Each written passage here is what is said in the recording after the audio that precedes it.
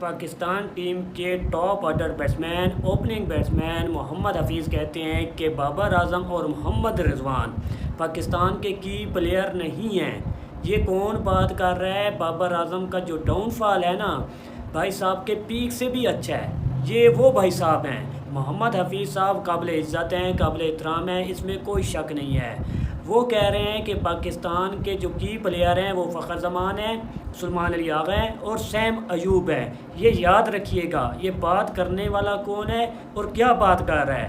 बात करने वाला वो है जिसका पीक करियर बाबर आजम के डाउनफॉल से भी बुरा है। जी हाँ, अब आ जाते हैं थोड़ा सा स्टैट से बात करते हैं। बाबर आजम ना मेरा अपना है ना कुछ मेरा लगता है, ठीक है। मैं बिलीव करता हूँ स्टैट्स पे। मैं देखता हूँ स्टैट्स, किसने क्या किया है क्या नहीं किया। मोहम्मद हफीज़ साहब क्या कहते हैं? पाकिस्तान के तीनों फॉर्मेट के जो की प्लेयर हैं ना, जो बेहतरीन प्लेयर हैं, जो मैच विनर हैं, वो फ़खर जमान है, सैम अयूब हैं और इसके अलावा सुलेमान अली आगा। थोड़ा सा स्टैट्स निकाल लेते हैं और बाद में थोड़ा सा इस पे डिटेल से बात करेंगे। आ जाते हैं स्टैट पे। सबसे पहले बात करेंगे ओडीआई में 2025 में सबसे ज़्यादा रन्स किसके हैं। सबसे पहला नाम आता है आगा सुलेमान का, 420 रन हैं 11 इनिंग्स में। दूसरा नंबर आता है मोहम्मद रिजवान का। मोहम्मद रिजवान ने 11 मैचों में 361 स्कोर किया हुआ है, जिसमें उनके 6 छक्के आते हैं। सुलेमान अली आगा के 7 छक्के और 6 छक्के आते हैं। ये मैं क्यों छक्कों की क्यों बात कर रहा हूँ? क्योंकि स्ट्राइक रेट का भी मुद्दा बहुत ज़्यादा होता है और ये भी होता है कि ये बैट्समैन छक्के नहीं मार सकते। 7 छक्के लगाए हैं सुलेमान अली आगा और 6 छक्के लगाए हैं मोहम्मद रिजवान। तीसरा नंबर आता है भाईजान जिस पे डाउनफॉल चल रहा है। जी हाँ, डाउनफॉल होते हुए भी बाबर आजम तीसरे नंबर पे आते हैं। 11 मैच खेल रखे हैं जिनके 354 स्कोर हैं और बाबर आजम की तकरीबन 30 रन की एवरेज बन रही है। ऐसे कई बैट्समैन हैं जो कि लंबा करियर खेल चुके, उनकी एवरेज 30-35 तक थी। बाबर आजम अपने डाउनफॉल से गुजरे हैं, लेकिन उनकी एवरेज फिर भी भाईजान 31 स्कोर की बन रही है। बाबर आजम के 7 छक्के हैं, 35 चौके बाबर आजम ने लगा रखे हैं। इसके बाद फ़खर जमान का नंबर आता है। फ़खर जमान ने 4 मैचेस खेले, 159 स्कोर है और फ़खर जमान की जो एवरेज बन रही है वो 40 रन की बनेगी, ठीक है। 39.75 यानी कि 40 रन की एवरेज बनेगी। 5 छक्के हैं फ़खर जमान के। फिर नंबर आता है नसीम शाह का। इधर सैम अयूब नहीं है, ठीक है। नसीम शाह का नंबर आता है जिन्होंने 153 स्कोर बनाया हुआ है और इनकी एवरेज क्या बात करेंगे 16 रन की और 7 छक्के इनके भी हैं। अब Pakistani batter in West Indies में 3 मैच हुए, फिर भी बाबर आजम का जो नंबर बन रहा है 5वां बन रहा है। बाबर आजम ने परफॉर्म नहीं किया। हसन नवाज 112 स्कोर, हुसैन तलत 73, मोहम्मद रिजवान 69, आगा सुलेमान अली आगा 62, 20 रन की एवरेज। बाबर आजम 56, 18 रन की एवरेज। अब्दुल्ला शफी 55, मोहम्मद नवाज 28, सैम अयूब 28 स्कोर कर रखे। मैं 28 एवरेज बोलने लगा था इसलिए सॉरी कहा। 28 स्कोर 9 रन की एवरेज और ये है हमारे मैच विनर। अगर सैम अयूब पे अच्छा बाद में बात करेंगे, ठीक है, डिटेल में बात करेंगे। Pakistani batter in T20 world cup 2024 के T20 वर्ल्ड कप में किसकी क्या परफॉर्मेंस थी? पहला नंबर बाबर आजम का, 4 मैचों में 122 स्कोर, 40 रन की एवरेज, 101 रन का स्ट्राइक रेट बन रहा है। 101 का स्ट्राइक रेट बन रहा है बाबर आजम का। 3 छक्के 8 चौके। उधर स्ट्राइक रेट आपको पता है क्या क्या था, सबका बताऊंगा। मोहम्मद रिजवान 4 मैचों में 110, 36 रन की एवरेज, 90 का स्ट्राइक रेट। कितना? 4 मैचों में 110, 36 रन की एवरेज, 90 रन का स्ट्राइक रेट मोहम्मद रिजवान का। इसके बाद इफ्तिखार अहमद 2 मैचों में 23, 100 रन का स्ट्राइक रेट, 11.50 रन की एवरेज। मैं ये 2024 का T20 वर्ल्ड कप का बता रहा हूँ। अब सैम अयूब 2 मैचों में 23, 11.50 रन की एवरेज, 79 रन का स्ट्राइक रेट। याद रखिएगा। फ़खर जमान 4 मैचों में 33, 8.25 की एवरेज, 110 का स्ट्राइक रेट। फ़खर जमान का सबसे ज़्यादा स्ट्राइक रेट था 33 स्कोर 4 मैचों में, 8.25 रन की एवरेज फ़खर ज़मान की, याद रखिएगा। अब आ जाते हैं T20 वर्ल्ड कप के बाद। ये मैं डिटेल क्यों दे रहा हूँ, क्योंकि कुछ साहब कहते हैं कि बाबर आजम को T20 से रिटायर हो जाना चाहिए, कुछ ये कहते हैं कि की प्लेयर नहीं है। की प्लेयर हमारा कौन है? सुलेमान अली आगा, फ़खर ज़मान, सैम अयूब, हसन नवाज अभी चल रहा है, उसमें बात करेंगे, ठीक है, वो बात का टॉपिक है बिल्कुल। वो जब खेल लेगा ना 25-30 मैच फिर बात करेंगे। 2024 के T20 वर्ल्ड कप के बाद 5 मैच खेला है बाबर आजम।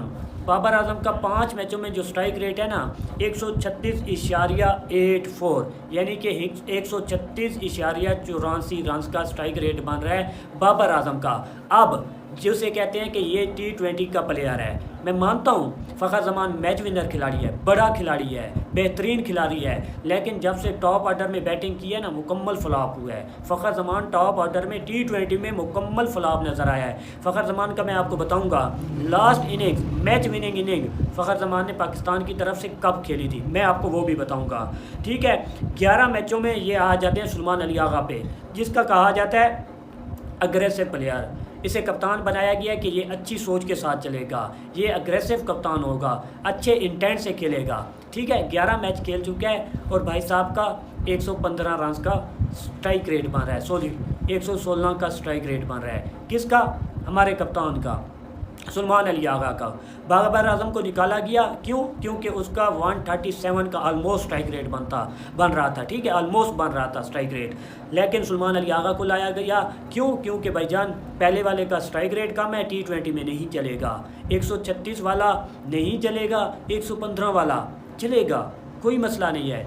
क्यों?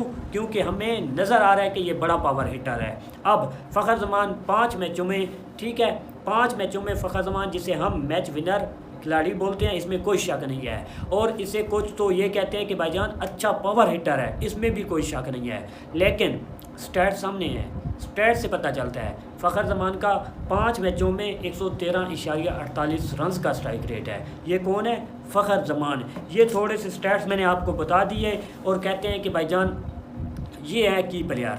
फ़खर ज़मान का T20 में थोड़ा सा बता देते हैं। टॉप ऑर्डर में फ़खर ज़मान मुकम्मल तौर पे फ्लॉप है। टॉप ऑर्डर में फ़खर ज़मान की जो एवरेज बन रही है वो अंडर 20 की बन रही है। कितने की? अंडर 20 की। और उनका स्ट्राइक रेट अंडर 120 का बन रहा है। टॉप ऑर्डर की बात कर रहा हूँ, जिसमें ओपनिंग और 1 डाउन पोजीशन आती है। 2 डाउन की अगर बात की जाए तो फ़खर ज़मान कामयाब रहे हैं, काबिले आप कह सकते हैं कि इज़्ज़त हैं, या इस तरह कह सकते हैं जो इनका एवरेज है काबिल माफ़ है, ठीक है, यही कह सकते हैं। इसके अलावा सुलेमान अली आगा जिनका T20 करियर मुकम्मल तौर पे फ्लॉप है, लेकिन इसे कहते हैं कि भाईजान तीनों फॉर्मेट का मैच विनर खिलाड़ी है।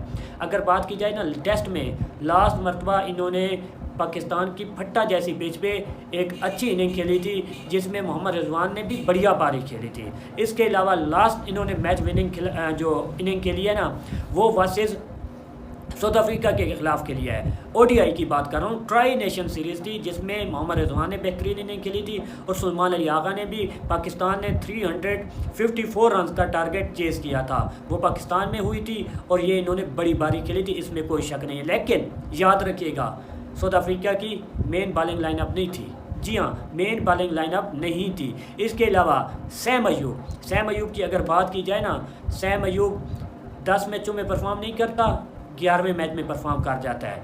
ऐसी मैं बातें क्यों कर रहा हूँ? मैं बाबर मेरे कुछ नहीं लगता। मैं कहता हूँ कि अगर आपने बाबर का कोई मुतबादिल ढूंढ लिया ना तो फिर तो अच्छा है, लेकिन ये स्टैट्स जब सामने आते हैं तो फिर बंदा कहता है कि बाबर के साथ इनका बुग़्ज़ है, और कोई बात नहीं है। बुग़्ज़ बाबर में ये डूबे हुए हैं, ठीक है, बाबर इन्हें पसंद नहीं है, जिसकी वजह से मैं स्टैट सामने लेके आता हूँ।